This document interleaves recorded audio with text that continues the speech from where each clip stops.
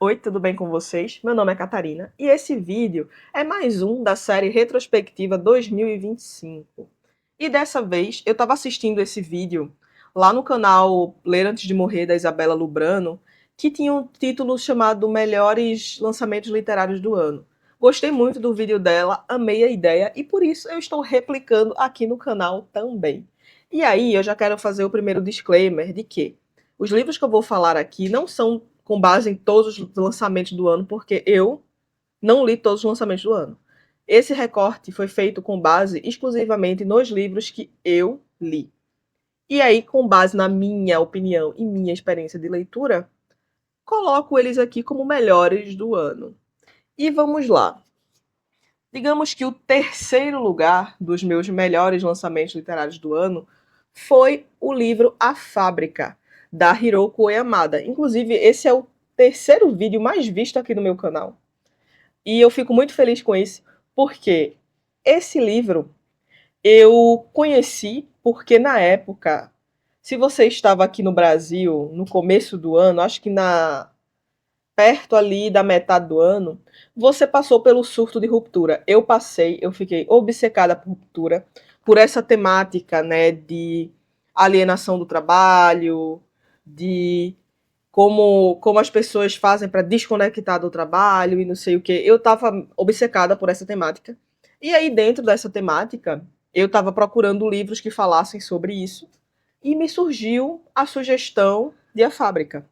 E aí eu li o livro e realmente o livro ele conversa muito com ruptura, então já fica a dica se você gostou de ruptura, leia A Fábrica.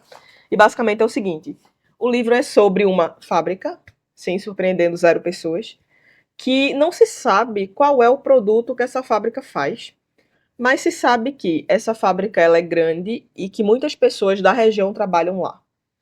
E aí nós vamos acompanhando três personagens que vão trabalhar nessa fábrica e eles fazem trabalhos completamente alienantes, completamente mecânicos, né? Acontecem algumas coisinhas ali misteriosas nessa fábrica e aos poucos nós vamos vendo como esses personagens eles vão se uniformizando.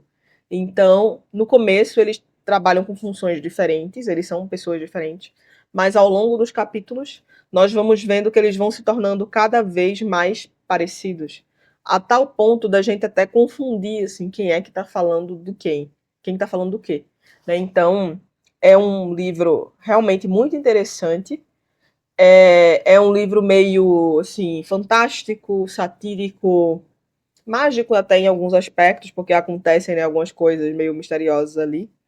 Mas é um livro que eu recomendo muito porque eu não conhecia a autora e que para mim foi muito significativo e principalmente dialogava muito com o momento que eu estava vivendo ali.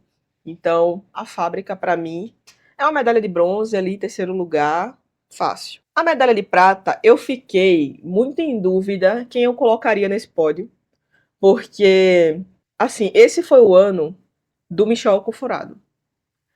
Porque assim, ó, eu acordava Michel Alcoforado, eu ia dormir Michel Alcoforado, eu tava almoçando Michel Alcoforado.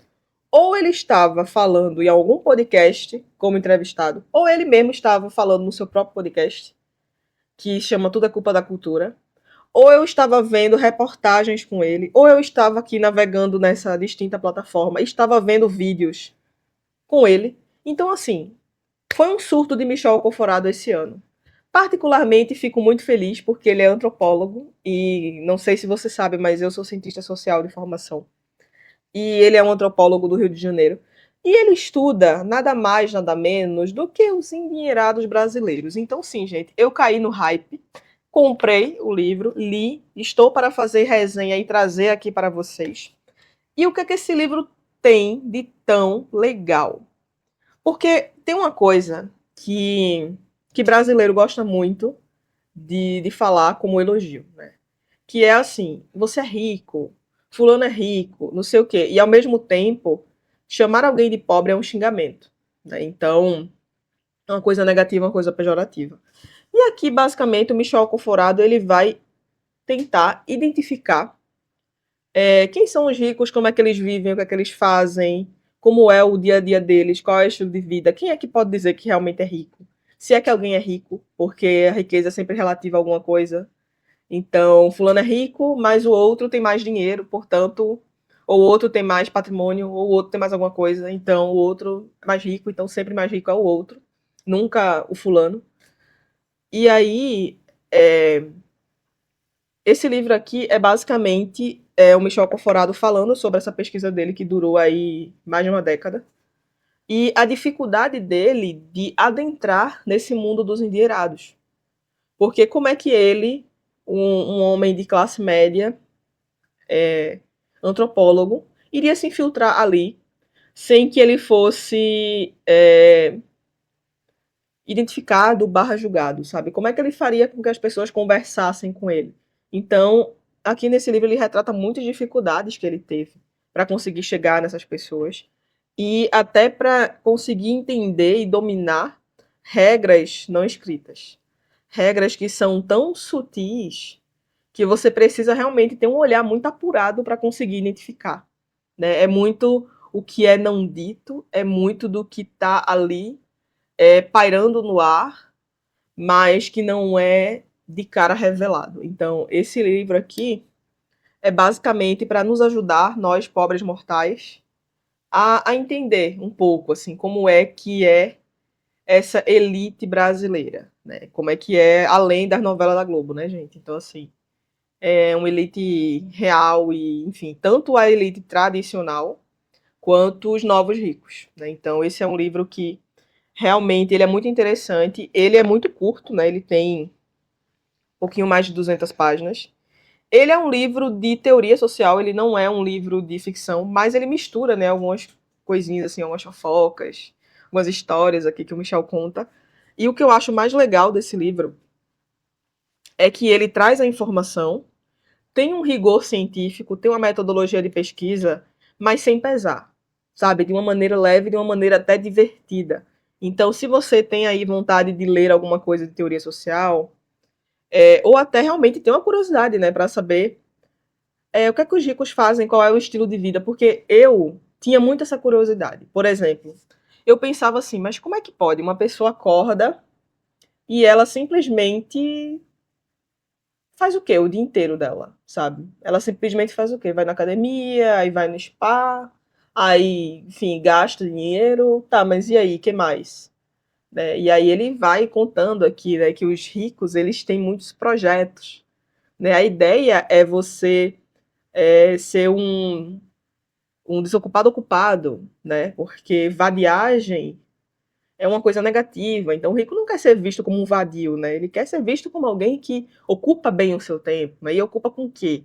Né? E aí ele fica inventando projetos para preencher uma rotina, sabe? Então, é muito interessante mesmo, assim, esse livro. Ele é muito curioso, ele é muito interessante, ele é muito leve, ele é muito divertido e eu tenho certeza que você vai conseguir associar os nomes às pessoas aqui. Eu ainda vou trazer resenha dele, então eu não vou falar muito sobre ele aqui, né? E a minha medalha de ouro é um livro que ele ainda, inclusive, não foi publicado no Brasil. Ele será publicado em janeiro agora, ele está em pré-venda nesse momento pela Dublinense, mas eu li quando ele foi lançado na tag Inéditos. Inclusive, Milene, se você estiver assistindo esse vídeo, muito obrigada pela indicação. A Milene leu esse livro e falou assim, Kátia, é a sua cara, e aí eu imediatamente peguei emprestado, li, e eu me apaixonei pelo livro. E é basicamente, eu estou falando de E Se Eu Morrer Amanhã, que já tem resenha aqui no canal, da Filipa Fonseca.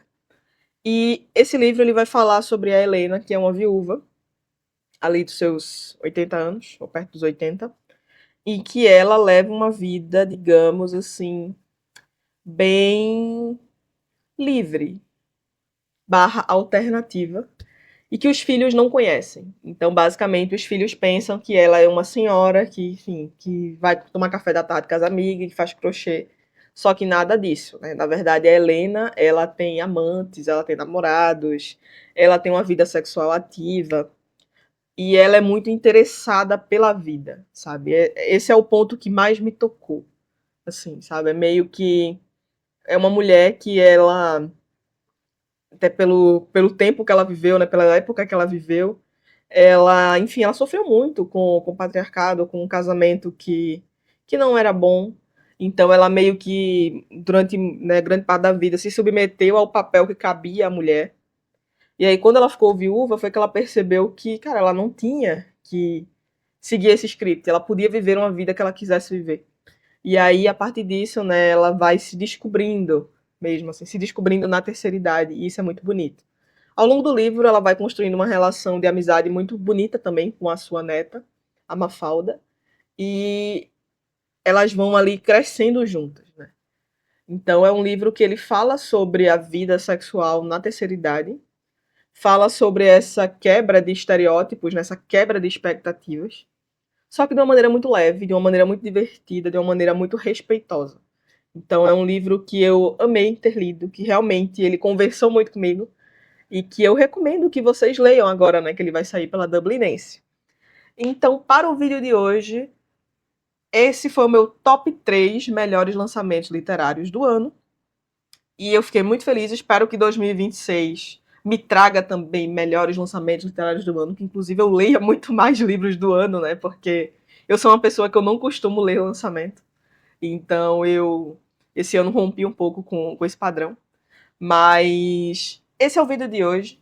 Se você gostou desse vídeo, curte, deixa o like, comenta aqui embaixo quais foram, né, os seus melhores lançamentos literários do ano. E se você ainda não é inscrito no canal, se inscreva, pelo amor de Deus, estou precisando aqui de inscritos nesse canal. Por favor. Então, até o próximo vídeo. Tchau!